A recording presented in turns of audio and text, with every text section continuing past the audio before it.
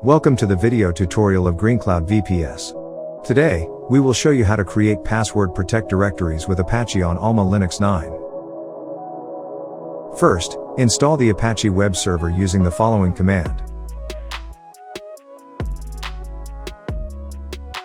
Then, enable and start the Apache service using the following command.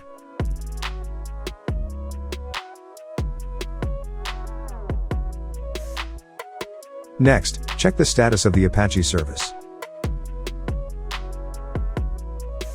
Next, move to the Apache document root location with the following command. Create the new directory here. Continue to move to the newly created directory. Next, make the following index file by using the VI text editor.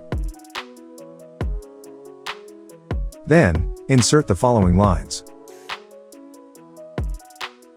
Next, create the htpasswd file with the authentication data, then use the following command to create authentication credentials.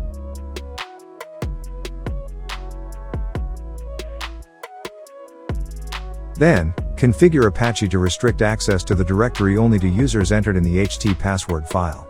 To do so, create a configuration file in the following location by using the VI text editor.